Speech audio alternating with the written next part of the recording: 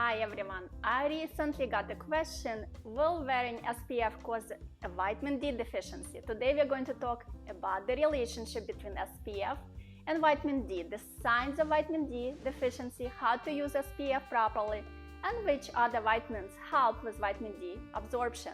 We'll also discuss the importance of vitamin D for bone health, immune function, and mood regulation. Hi, I'm Alla and I am the owner of Two Woodhouse Spas in New Jersey. And vitamin D is a fat-soluble vitamin that plays a crucial role in many processes in the body. It helps the body absorb calcium and phosphorus, which are essential for bone health and also support immune function and mood regulation. However, many people are deficient in vitamin D, especially those who live in northern latitudes with less sunlight, have darker skin, or have limited sun exposure due to work lifestyle or culture. If you enjoy this content, please give me a like. This helps to grow my channel. The signs of vitamin D deficiency include fatigue, weakness, bone pain, muscle weakness, depression, and impaired wound healing. If you suspect that you have a vitamin D deficiency, you should talk to your healthcare provider and get a blood test to confirm it.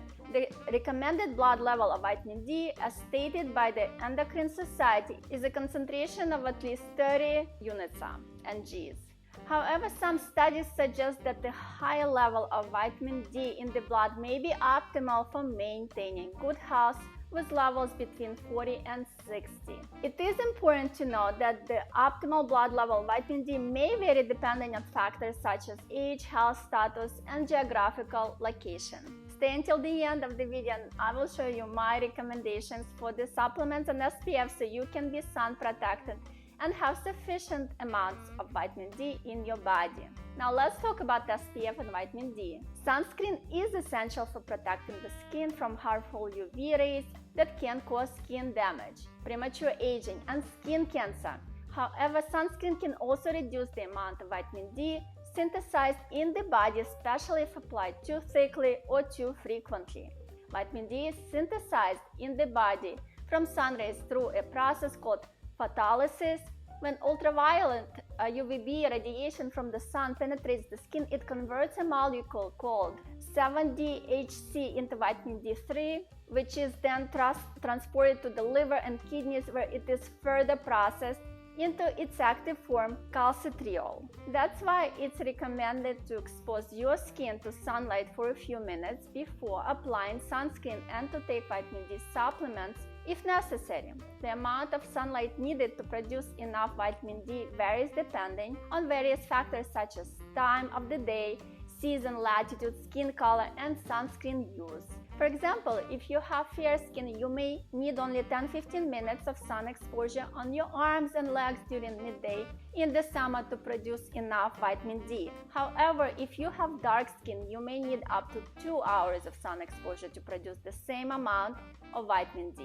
Can you get vitamin D through food? The answer is yes, but it is difficult to get the proper amount just from food. Vitamin D is naturally present in a few foods such as fatty fish, such as salmon, mackerel, tuna, egg yolks, and mushrooms. Some foods such as milk, orange juice, and breakfast cereals are also fortified with vitamin D. However, it can be difficult to obtain adequate vitamin D from food alone, as few foods contain high amounts of this vitamin. The amount of vitamin D in fortified foods can also vary depending on the brand and the country they are sold in. Therefore, it is recommended to get vitamin D through a combination of sun exposure, diet, and supplementation as needed. Vitamin D supplements can help ensure adequate intake of this important nutrient, especially if you have limited sun exposure, dark skin, or live in northern latitudes with less sunlight. Vitamin D supplements should be taken with meals that contain fat for better absorption and with other vitamins and minerals that work together with vitamin D, such as calcium, magnesium, and vitamin K2. As I promised earlier in the video, here are my supplements that I love, and here is my SPF that I use. So this is the new SPF that I recently purchased. It's from Dr. Dennis Gross. It's called Lightweight Wrinkle Defense Broad Spectrum Sunscreen SPF 30. Highly recommend. It feels really good on the skin. It helps with wrinkles. It has, in addition to SPF, I believe it has hyaluronic acid. This is mineral SPF for those of you who do not want to use chemical SPF. I always talk about Dr. Babor SPF 30. It's really good if you have acneic skin and break out from any other SPF. This is, I actually wasn't breaking out from this one and not from this one. This one, I can break out a little bit, but it feels so good, and it's a treatment and SPF in one. This is from SkinCeuticals called Daily Brightening UV Defense. In terms of supplements, this is most of my supplements are from pure encapsulations.